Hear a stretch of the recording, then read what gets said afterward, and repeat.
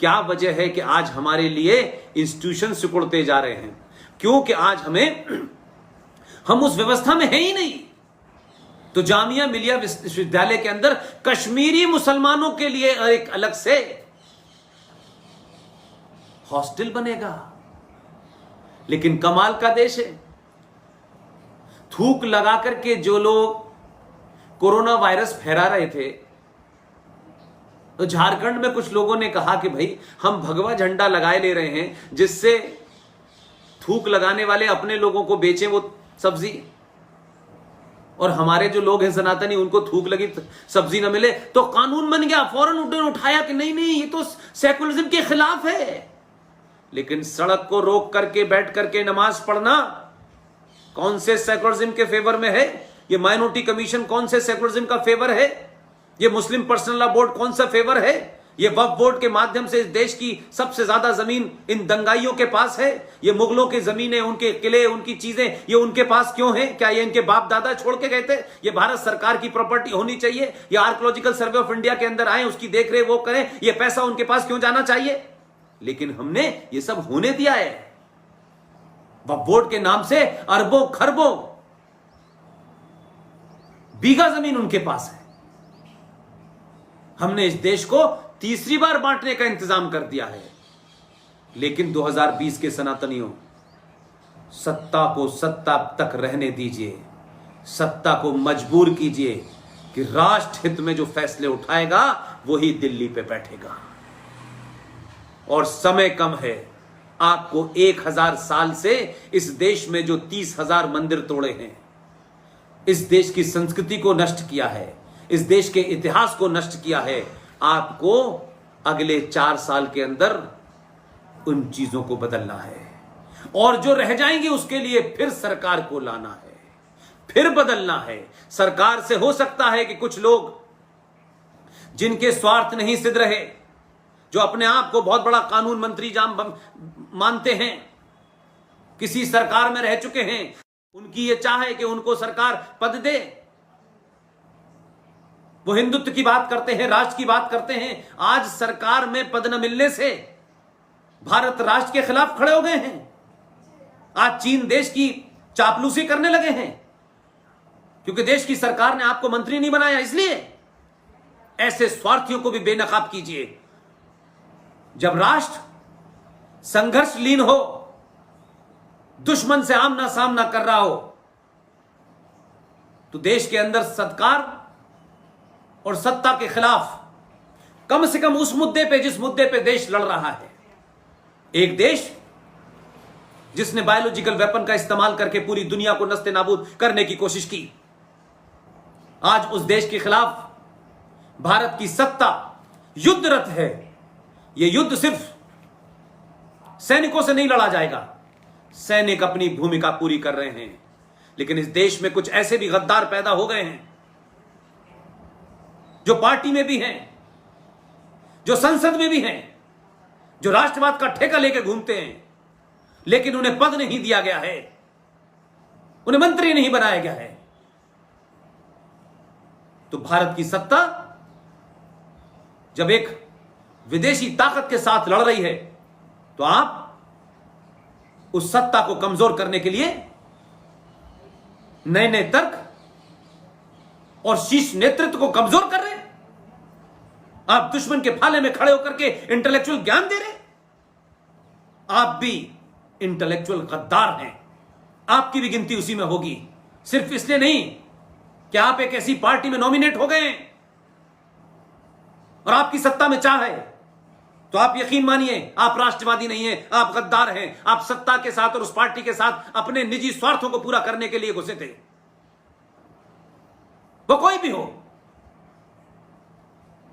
आप टेलीविजनों पे जाकर के उसी पार्टी के होते हुए भी, उसी सरकार के हिस्से होते हुए भी, इसलिए कि आपकी जो हिडन एजेंडा था, जो निजी स्वार्थ थे, वो पूरे नहीं हुए। ऐसे निजी स्वार्थ वाले नेताओं से भी आप लोगों को सावधान रहना होगा।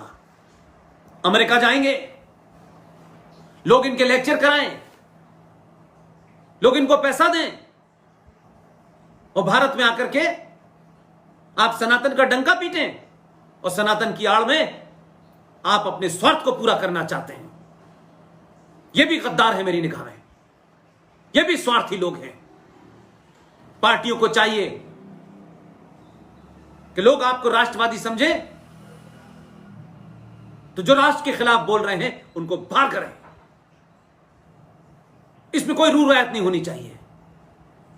यह देश 1000 साल के बाद थोड़ा सा जगह है और कुछ मक्कार अपने स्वार्थ के लिए उसको कमजोर करना चाहते हैं। अमेरिका से लेके इंग्लैंड और दुनिया भर में जहां जहां जाते हैं इनका बायकॉट होना चाहिए। यह नहीं हो सकता। राष्ट्र की बात करेंगे और जब अपने स्वार्थों की बात आएगी तो आप राष्ट्र ये नहीं होने देंगे। आज के युवाओं, वीर सावरकर राष्ट्रीय स्मारक के तमाम पदाधिकारी, मेरे दोस्त, सबसे मेरी विनती है कि आपने जो अलग जगाई है, सावरकर के काम को महाराष्ट्र से निकाल करके, सावरकर के विचारों को मराठी भाषा से हिंदी में ट्रांसलेशन करके, उर्दू में ट्रांसलेशन करके पूरे देश में इसका प्रचार किया जाए और सावरकर के कर्ता धर्ता, उस परिवार के वारिस, उनसे फिर मेरी एक करबद्ध प्रार्थना है कि आप, जम्मू कश्मीर से धारा 370 हट गई है, पूरा देश के साथ मिल गया है। सावरकर के विचारों को कश्मीर ने अगर पढ़ लिया होता तो ये मजहबी उन्मादी, ये इस्लामिक आतंकवादी कश्यप ऋषि के वंशजों को उनकी धरती से बेघर नहीं करते। 2500 मां बहनों, बच्चों, पिताओं को, पुत्रों को हत्या नहीं कर पाते। इसलिए रणजीत सावरकर साहब और उनकी टीम श्रीनगर में सावरकर स्मारक की एक ब्रांच खोले, वहां से प्रचार शुरू करें नॉर्थ इंडिया में। उनके विचार क्या थे, क्या उनके बारे में झूठ फैलाया गया है, इसका भी पर्दाफाश होना चाहिए। पूछिए कि श्रीमती इंदिरा गांधी ने अपने अकाउंट से 11,000 रुपए का चेक सावरकर स्मारक को भेजा। पता करिए उन कांग्रेसियों से जो तलवे चाटते हैं और बताते हैं कि हम बहुत महान हैं। उनसे पूछिए कि इंदिरा गांधी की वो चिट्ठी पढ़ें जो सावरकर की ऊपर एक किताब एस.एन. श्रीवास्तव साहब ने लिखी है। उस किताब में क्या लिखा है? उस किताब में नरसिम्हा राव की भी चिट्ठी है और इंदिरा गांधी की भी चिट्ठी है। और पूछिए उन्हीं कांग्रेसियों से कि जगजीवन राम किस पार्टी के थे जो सन 1971 में डिफेंस मिनिस्टर थे। उनको इंदिरा गांधी ने भेजा था सावरकर स्मारक का जब शिलान्यास हो रहा था। आप अपनी राजनीतिक सुविधाओं के लिए सावरकर को बदनाम करना बंद कीजिए, और आप बदनामी कर चुके हैं। अब तो अपनी इज्जत बचाइए कि आपने एक पार्टी के रूप में कहां कहां दलाली की हुई है, किस किस के पैसे से आपने करोड़ों करोड़ों रुपया आपने अपना एक मठ की तरह से बना रखा है। एक परिवार, एक ऐसा परिवार का ट्रस्ट है भाई, उस ट्रस्ट में भारत सरकार के बजट में से पैसा दिया जाता है। क्या बात है! ऐसी प्राइवेट लिमिटेड तो ईस्ट इंडिया कंपनी भी नहीं थी भाई। आज विकास दुबे के मरने पे बड़े बड़े एक्सपर्ट सवाल पूछ रहे हैं, बड़े बड़े ज्ञानी पूछ रहे हैं। ये जो सेलेक्टिव है, ये नहीं पूछा इन्होंने राजीव गांधी की हत्या कैसे हुई, उस पे भी उसी तरीके से, उसी तर्कों के साथ, उसी बलबले के साथ, जोश के साथ टेलीविजन पे बहस होनी चाहिए। माधवराव सिंधिया की हत्या कैसे हुई, राजेश पायलट की दुर्घटना में मौत कैसे हुई, इस परिवार के दामाद का बाप कैसे मारा गया, भाई कैसे मारा गया, बहन का एक्सीडेंट कहां हुआ, किसने सुसाइड किया, इन सब पे नहीं, इनके ऊपर नहीं चर्चा होनी चाहिए। यहां तो जो लीगल है वो भी क्रिमिनल एक्सपर्ट है, जो छोटी छोटी पार्टियों के आते हैं, जो कश्मीर से दलाल आते हैं, ये हैदरी माजरी, ये सब सवाल पूछने लगते हैं, सब एक्सपर्ट हो जाते हैं, सब क्रिमिनोलॉजी के एक्सपर्ट हैं, पूछते हैं इसकी हत्या ऐसे कैसे हो सकती है, वैसे कैसे हो सकती है, इसमें ये भी तो हो सकता है। तो भाई माधवराव सिंधिया के प्लेन के बारे में भी पूछते कि पोस्टमार्टम क्यों नहीं हुआ। राजेश पायलट की भी हत्या के बारे में पूछते कि भाई कैसे कार में एक्सीडेंट हो गया। तब नहीं पूछा कि कार पहले पलटी थी या राजेश पायलट पहले पलटे थे, ये नहीं पूछा। जितेंद्र प्रसाद कैसे गए, संजय गांधी कैसे गया, राजीव गांधी की हत्या कैसे हुई, उनके दामाद के परिवार के तीनों लोग कैसे मारे गए, ये नहीं होना चाहिए। तो एक तरफ तो तर्क बड़ा जबरदस्त है, तब तो लगता है हर आदमी एक्सपर्ट है, क्राइम का भी एक्सपर्ट है, पुलिस का भी एक्सपर्ट है, लीगल भी एक्सपर्ट है, सोशियोलॉजिस्ट भी है, ह्यूमन राइट की बात भी है। अरे भाई एक आध आदमी जाकर के PIL डालता ना कि नए जहाज में अपने 5 पत्रकारों के साथ में माधवराव सिंधिया का जहाज कैसे गिर गया, राजेश पायलट भारत का गृह मंत्री था, जयपुर जाते में कार से कैसे एक्सीडेंट हो गया, भाई इसका भी पोस्टमार्टम हुआ कि नहीं, कोई गिरफ्तार हुआ कि नहीं, ये नहीं हुआ। जितेंद्र प्रसाद की मौत के बारे में नहीं पता किया किसी ने। दामाद के परिवार में बाप कैसे मारा गया, बहन कैसे कार में एक्सीडेंट हो गया, कैसे यहां थोड़े से यूसुफ सराय के अंदर एक छोटे से होटल में आत्महत्या कर ली, इनकी चिंता नहीं है। तो कुछ हत्याओं पे तो बहुत ज्यादा ध्यान होगा, और कुछ हत्याओं के बारे में हम इतनी बारीकी की बात करेंगे लगा कि हर आदमी एक्सपर्ट है। कुछ आजकल मोहतरमाएं आने लगी हैं, किसी फिल्मी हीरो के रिश्तेदार हैं, वो भी बहुत ज्ञान दे रही हैं। तो सुशांत राजपूत पे कोई सवाल उठाएगा तो ये कम्युनलिज्म है क्योंकि मक्कार उसमें जिहादी शामिल है। तो ये अजीब नैरेटिव है इस देश के अंदर। अगर हत्याओं की जानकारी का इतना ही एक्सपर्ट है या हत्याओं के बारे में वाकई में जानना चाहते हैं तो फिर पीछे से शुरू करिए। तो लाल बहादुर शास्त्री की हत्या के बारे में क्यों नहीं बात करते हैं आप?